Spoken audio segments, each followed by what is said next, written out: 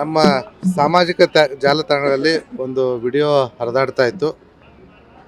Vishwaraj sugar factory ಎದುರುಗಡೆ ಈ PKPS election ಸಂಬಂಧವಾಗಿ ಯಾರೋ ಇಬ್ಬರು ವ್ಯಕ್ತಿಗಳು ಮಾರಕಾಸ್ತ್ರಗಳನ್ನ ಹಿಡ್ಕೊಂಡು ಓಡಾಡ್ತಾ ಇರೋ ವಿಡಿಯೋ ಹರಿದಾಡ್ತಾ ಇತ್ತು.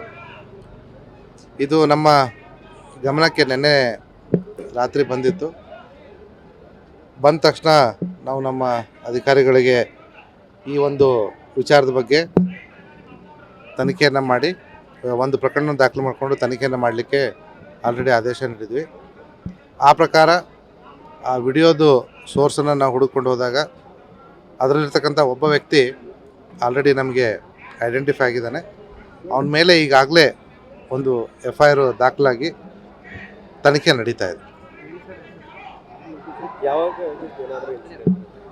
ಅದು ಎಕ್ಸಾಕ್ಟ್ ಡೀಟೇಲ್ಸ್ ಈಗ ನಮ್ಮ ತನಿಖೆಯಲ್ಲಿ ಗೊತ್ತಾಗಬೇಕು. ಈಗ ಜಸ್ಟ್ ಅವನಿಗೆ ಸೆಕ್ಯೂರ್ ಮಾಡ್ಕೊಂಡು ಅವ್ನ ಡೀಟೇಲ್ಸ್ ನಾನು ನಿಮ್ಮ ಜೊತೆ ಶೇರ್ ಮಾಡ್ತೀನಿ.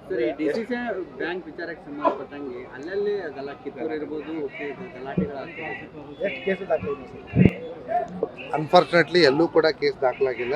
ಯಾಕಂದರೆ ನಾವು ಪೊಲೀಸರು ಏನಾದರೂ ಒಂದು ಕೇಸ್ ದಾಖಲು ಮಾಡಬೇಕಂದ್ರೆ ನಮಗೆ ಯಾರಾದರೂ ಒಬ್ಬರು ಕಂಪ್ಲೇಂಟ್ ಕೊಡಬೇಕು.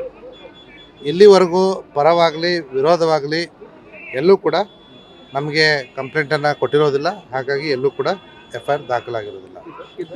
ಆದರೆ ನಾವು ಎಲ್ಲೆಲ್ಲಿ ಈಗ ತಮಗೆ ಗೊತ್ತಿರೋ ಹಾಗೆ PKPS ಚುನಾವಣೆಗಳು ಹಲವಾರು ಕಡೆ ನಡೀತಾ ಇದ್ವು.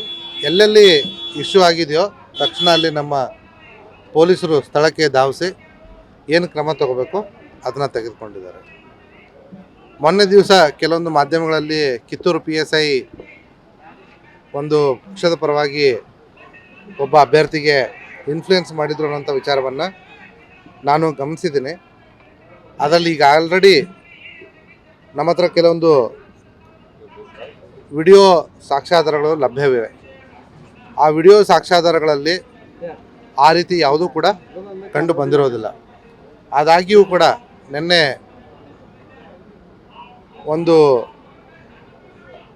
ತಂಡದವರು ಬಂದು ನಮ್ಮ ಕಿತ್ತೂರು PSI ಅವ್ರ ಮೇಲೆ ಒಂದು ಕಂಪ್ಲೇಂಟನ್ನು ಕೊಟ್ಟಿದ್ದಾರೆ. ಆ ವಿಚಾರವಾಗಿ ನಮ್ಮ ಇಲಾಖಾ ವಿಚಾರಣೆ ನಡೀತಾ ಇದೆ. ಸರ್, ಈಗ ನಿನ್ನೆ ವಿಜಯಪುರದಲ್ಲಿ ಒಂದು ಇನ್ಸಿಡೆಂಟ್ ಆಗಿರುವಂಥದ್ದು, ಹೀಗಾಗಿ ಬಾರ್ಡರಲ್ಲಿ ಸ್ವಲ್ಪ ಏನಾದರೂ ಈಗ ಆಲ್ರೆಡಿ ನಾವು ಆಲ್ರೆಡಿ ಎವ್ರಿ ಡೇ ಸಾಕಷ್ಟು ಏನಂತಾರೆ ಚೆಕ್ ಪೋಸ್ಟ್ಗಳನ್ನ ಹಾಕೋತಾ ಇದ್ದೀವಿ. ನಿನ್ನೆ ನಮ್ಮ ಜಿಲ್ಲೆ ತಮ್ಗೆ ಗೊತ್ತಿರೋ ಹಾಗೆ ತುಂಬ ದೊಡ್ಡ ಜಿಲ್ಲೆ ನಮ್ಮದು. ಮಹಾರಾಷ್ಟ್ರ ಮತ್ತು ಅಕ್ಕಪಕ್ಕದ ಜಿಲ್ಲೆಗಳ ಜೊತೆ ಸಾಕಷ್ಟು ಬಾರ್ಡರ್ ಇರುವಂಥದ್ದು.